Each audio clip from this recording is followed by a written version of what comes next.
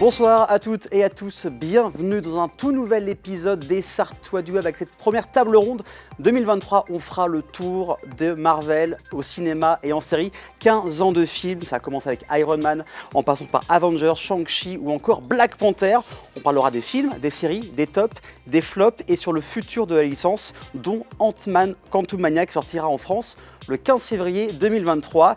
Et puis en troisième partie, on va parler avec Dodi Conseil. Je vais recevoir Wilfried et Jade pour parler de cette agence qui améliore vos compétences au travail. Et on finira par le chiffre de la semaine et les sorties des mythes. Mais maintenant, il est temps de parler de cette toute première table ronde sur Marvel. C'est parti.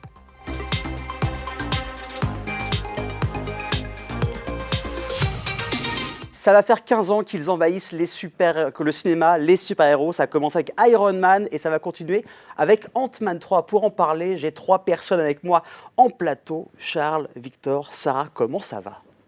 Ça va très bien. Eh ben, merci d'avoir accepté l'invitation pour parler de Marvel. Mais on a aussi un spécialiste, c'est Enlil en visio. Comment vas-tu ?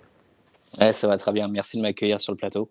Avec plaisir, donc pour les personnes qui ne te connaissent pas, tu es créateur de contenu, tu crées des événements aussi en cinéma et tu es en ce moment en tournée et tu réalises le making-of et des capsules vidéo pour le film Alibi.com 2. C'est bien ça, hein ? Tout à fait, tout à fait. Donc on va parler ensemble de Marvel, mais la première question que je vais vous poser à chacun, c'est votre premier souvenir de Marvel, du MCU au cinéma, c'est quoi ? Sarah, ça a commencé avec quel film ? Je crois que c'était Iron Man. Ouais, je pense que là, ça va être à peu près la même réponse pour tout le monde. Victor ? Ouais, Iron Man aussi. Charles ? Je pense que le premier film que j'ai vu au cinéma, c'était Thor. Thor, le tout premier Thor ? Oui. Donc un peu après. Un peu après, oui. Enlil, toi, c'est Iron Man aussi, j'imagine ? Iron Man, tout pareil, à une époque où en fait le MCU n'existait pas vraiment. Oui. C'était quasiment un fantasme de fans ou de producteurs hollywoodiens, mais C'est ça. ouais, Iron Man. Et on se rappelle, avant que ce soit Disney, c'était Paramount qui distribuait ce film. Enlil, je profite de tes compétences. Aujourd'hui, si on regarde dans le rétroviseur, qu'est-ce que Marvel a changé dans le monde cinématographique aujourd'hui ? Disons que Hollywood a toujours apprécié ses licences et ses franchises à gogo. C'est une manière de générer de l'argent et du box-office peut-être un peu plus simple ou simpliste que de créer de nouveaux films, de nouvelles séries. Et peut-être ce qui a littéralement changé, c'est l'idée d'exploiter un personnage et un univers en le proposant au spectateur de multiples façons possibles. C'est-à-dire que vous avez un personnage, on en fait un film qui devient une trilogie, voire même 2 trilogies, et puis on fait des séries, des spin-offs, des BD, des romans, des parcs d'attractions. Et ça, Marvel Studios l'a littéralement plus qu'exploité. C'est ce qui fait aussi son succès, hein. C'est clair, 15 ans de films, plus de 25 films, les séries on n'en parle même pas. On a salué aussi Alexis sur le chat, hein, vous pouvez interagir sur twitch.tv/LMTVSart. On va parler là des tops en termes de films, de ce qui vous a marqué. Victor, toi, est-ce qu'il y a une scène qui t'a marqué plus que les autres ? Alors c'est pas facile de choisir une scène parmi 15 ans de contenu, mais s'il y en a une qui t'a marqué plus que les autres, c'est laquelle ? Moi, je dirais que c'est la scène dans le premier Avenger, Ouais. à la fin quand ils affrontent Loki, qui sont tous en ville. Et tu vois cette caméra qui tourne en fait autour du groupe des Avengers avec la musique en fond. Et franchement, cette scène, je trouve qu'elle est super parce que c'est vraiment là où tu vois la force du groupe uni face à un adversaire commun. Alors j'aurais pu en citer d'autres, mais pour moi, c'est vraiment cette scène qui m'a le plus marqué. Et alors, je ne sais pas si vous avez vu le film de Philippe Lachaud, Super-héros malgré lui, mais il y a une scène, il s'est inspiré de cette scène à la fin de son film, donc ça a vraiment marqué les esprits. Sarah, est-ce qu'il y a une séquence, toi, Moi, c'était la séquence où tout le monde revient dans la deuxième partie dans Avengers Endgame. Avengers Endgame. Mais c'était surtout parce que l'ambiance dans le cinéma à ce moment-là, c'était oui. dingue, c'était fou. Parce qu'il faut savoir que c'est l'apogée c'est une suite logique de 11 ans de film. C'était tellement, vous voyez la séquence là à l'instant, c'était tellement épique. On voyait après quand Thanos avec claqué les doigts, il a détruit la moitié de la population. Ouais. Là ils reviennent et dans le cinéma il y a la musique en plus d'Alan Silvestri voilà. Alors moi concrètement j'ai pas vécu ça depuis le Retour du Roi quand Aragorn il crie Frodon où c'était aussi épique. Enlil, toi, quand tu as vu cette séquence dans Avengers 4, quelle a été ta réaction ? Je m'étais dit, enfin, il était temps. Je préfère Infinity War à Endgame. Beaucoup, c'est clair. J'ai une petite préférence. Je trouve qu'il est mieux, il est plus mesuré. Mais effectivement, en fait, c'est la scène que tout le monde attendait, Ouais. c'était un secret pour personne. Mm. Et on était allé voir Endgame pour ça. C'était l'affrontement et le final de plus de 10 ans d'univers partagé et d'histoires qu'on a adoré voir au cinéma. Ah, c'était incroyable. En plus, toutes les salles étaient complètes. Enfin, il y a vraiment tous les fans qui se réunissaient. C'était incroyable. Charles, toi, une séquence Oui. que tu aurais préférée, c'est laquelle? Alors, c'est un choix un peu atypique Ok. parce que je sais que c'est pas très important dans l'univers Marvel du tout, mais c'est la première et la deuxième apparence du Winter Soldier, Le soldat d'hiver en français, c'est ça. voilà, dans Captain America, The Winter Soldier. C'est ça. Et en fait, dans cette scène-là, c'est une des premières scènes Marvel qui m'a un peu perturbé. Il y avait une ambiance assez sombre Exactement. et la musique, il y avait une voix très aiguë et c'était assez flippant. Et ça m'a beaucoup marqué, quoi. On était plus sur un film d'espionnage, beaucoup Oui. plus noir. Oui. C'est vrai que contrairement à d'autres films. Et en termes de, voilà, là on parlait des séquences. Enlil, toi, une séquence qui t'aurait marqué plus que les autres? On reste sur la scène épique ou il y avait une autre scène qui t'a marqué parmi ces 15 ans de films Marvel? Bah, honnêtement, j'aurais pu citer celles qu'ont énoncées nos amis sur le plateau.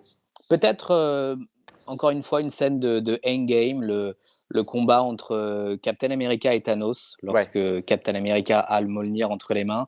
Il y a quelque chose d'assez assez fort, assez jouissif en tant que fan. Et effectivement, comme ça a été dit, dans la salle, il y avait quelque chose de très électrique. Et c'est aussi pour ça qu'on aime le cinéma, c'est pour Exactement. avoir des ambiances très fortes. Et là, on l'avait, très clairement. Et c'est vrai que depuis quelques temps, enfin depuis Endgame, c'était l'apogée. Et beaucoup de personnes trouvent que Marvel, depuis 2019, trouve la qualité un peu moindre. Sarah, t'en penses quoi? Tu es d'accord avec la plupart des Ah personnes ou- non, justement, moi Non. j'ai vraiment, c'est un peu une opinion impopulaire, mais je l'ai pas mis. Non, je suis allée voir le dernier Thor. Ouais. J'ai, il est drôle, il est lourd, il est assumé, Oui. lourd mais très assumé. Après, je me dis, enfin Marvel, c'est quand même pas tout jeune. Le public, il vieillit, Mm. ils veulent attirer. Comment ils auraient pu faire autrement? Je sais pas. Moi, je l'ai pas trouvé. Moi, il m'a pas dérangé ce film. Il est assumé, donc. Oui, c'est vrai. Puis même dans la bande-annonce, on voit musique des années 80 avec ça, les Guns, c'est ça. pas mal de choses. Puis Taika Waititi a aussi quelqu'un voilà, qui propose quelque chose d'autre, donc pourquoi pas. Victor, toi, depuis Avengers Endgame, tu trouves que la qualité diminue parce qu'il y a aussi beaucoup plus de contenu. Avant, il n'y avait que les films. Depuis Disney+, il y a également les séries qui viennent.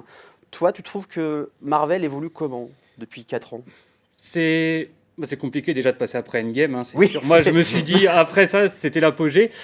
C'est juste que là, je sais pas, pour l'instant, ils se cherchent. Alors, ça n'empêche pas quelques bonnes surprises, hein. Moi, par exemple, j'étais très agréablement surpris par Shang-Chi. Exactement, oui, c'est C'est clair. un très rafraîchissement. Après, en fait, je trouve que les bandes annonces et quand tu vas voir le film à sa sortie, je trouve que c'est plus pareil.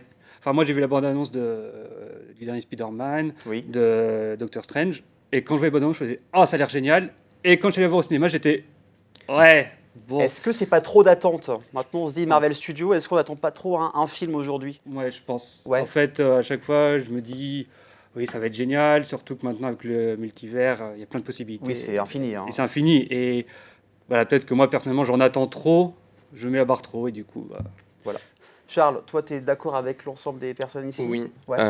Alors, premièrement, comme Sarah a dit, c'est vrai que l'audience est en train de vieillir. Et ça fait quand même 15 ans que ces Ouais. films sont sortis. Et je pense qu'en ce moment, ils essaient de vraiment tenter des nouvelles choses et de risquer des nouvelles choses. Mais pour moi, ça se voit un peu que les réalisateurs et les créateurs de ces films veulent faire des choses plus risquées. Mais il y a quand même un cahier de charges à suivre. Évidemment. Et moi, je sens c'est une espèce de barre de fer, une espèce de lutte entre les deux, où on sent que ça peut aller plus loin, mais ça va pas plus loin. Et Donc, ça reste assez... Ça reste au même niveau entre l'ancienne génération, tu veux dire, et la nouvelle? c'est ça, Une oui. confrontation? Oui, et je trouve que ça, ils ont du mal à évoluer. Alors, mais il y a quand même des films où ils risquent des choses, c'est uniquement sur Disney+, ça s'appelait Werewolf, où ça rendait hommage aux vieux films de monstres. Ça durait 1 heure et c'était une très très bonne surprise. Enlil, toi, que penses-tu de l'évolution de Marvel au cinéma et en série depuis Endgame? Écoute, franchement, c'est une question qu'on me pose souvent parce que, Ouais. comme ça a été souligné, la phase 4 semble décevoir. Moi, à mon sens, elle est du même niveau que les 3 premières. C'est-à-dire qu'il y a des choses qui sont très cool, des Mm. choses qui sont très, très moyennes, des choses très bien et des choses franchement plus que passables. En fait, ce qu'il faut voir, c'est qu'effectivement, Infinity War et Endgame, ça a été une sur-hype gigantesque. C'est un peu comme si vous alliez voir un film, un match de Coupe du Monde, une finale France-Argentine, typiquement, hein, comme ça par Pas au exemple, hasard. Hein. et que, bah, en fait, 2 mois après, vous allez voir un match FC Nantes contre l'OM. Ouais. Le match aura beau être excellent, forcément, ce ne sera pas d'une intensité telle d'un match de finale de Coupe du Monde. Donc, il est évident qu'on ne retrouvera pas avant un certain temps l'excitation de Endgame. Ça n'empêche qu'il y a des choses très très bien dans cette phase 4 et des choses beaucoup moins bien, mais comme ça avait été le cas sur les 3 premières phases. Oui, il y a du bon, il y a du moins bon. On va rapidement faire un petit tour de table sur, par exemple, les films qui vous ont déçu. Parce qu'il y a eu, comme on l'a dit, ouais, il y a eu du bon, il y a eu du très bon, mais il y a aussi des choses qui ont été beaucoup moins bonnes. Victor, s'il y avait un film là, tu dirais, j'étais vachement déçu ou j'ai pas du tout aimé. Doula pas aimé, c'était pas ça, mais c'était le dernier Spider-Man. En fait, Ouais. c'est sûr, les anciens acteurs qui reviennent, c'était sympa, mais le scénario est vachement bancal, je trouve. En fait, si je devrais résumer le film, c'est un peu comme dans l'épisode de Malcolm. C'est soit gentil, pas méchant, c'est pas gentil d'être méchant. En fait, Ouais. le fait de vouloir rendre gentils les anciens méchants, moi, je trouve que ça a été Donc un peu déçu par rapport à ça. un peu déçu ouais, par rapport à ça. Sarah, toi, un film ou une série que t'aurais été Qui déçu. m'avait déçu, non, je dirais, moi c'est Avengers, mais c'est sûr, Lequel hein Avengers le premier. Oh, le premier, d'accord. Parce que lui, pour le coup, effectivement, on aurait pu faire beaucoup plus et j'ai trouvé ça un petit peu trop. Disons que quand on voit tout ce qui en a découlé après dans les Marvel, je trouve qu'il lui rend pas service. Ok. Donc petite déception sur Un petit Avengers. peu, ouais. Charles, un film, une série que t'aurais été déçu. Alors pour une série, c'était vraiment Le Faucon et Le Et Soldat Soldat d'hiver, d'hiver. Là, j'étais vraiment déçu. Je pense que c'était un peu à cause du Covid. Je Ouais. pense que les tournages étaient vachement bousculés à cause de ça. Et il fallait qu'ils changent le scénario en cours de route. Donc je pense que c'est un peu à cause de ça. Mais je pense qu'il y avait des idées très intéressantes, mais au final, ils étaient un peu mal exécutés. Ouais, puis ça annonce aussi Captain America 4, où Faucon remplace, remplace Captain America, et l'arrivée d'Harrison Ford qui remplace William Ross. Et là, on a hâte de voir ça. Enlil, toi, un film ou une série où tu aurais été déçu? Ouais, moi, je vais faire un pack complet, hein. Je vais mettre Ouais. les 4 films Thor.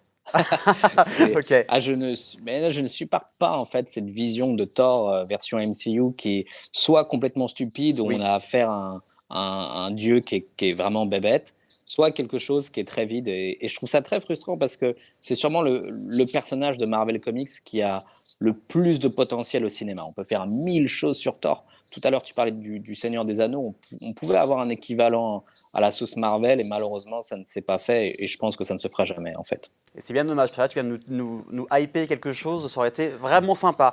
Vous restez tous les 4 avec moi, vous restez aussi chez vous avec nous. Dans un instant, on parlera du prochain film Marvel au cinéma, c'est Ant-Man 3, mais ça, c'est juste après la pub. À tout de suite.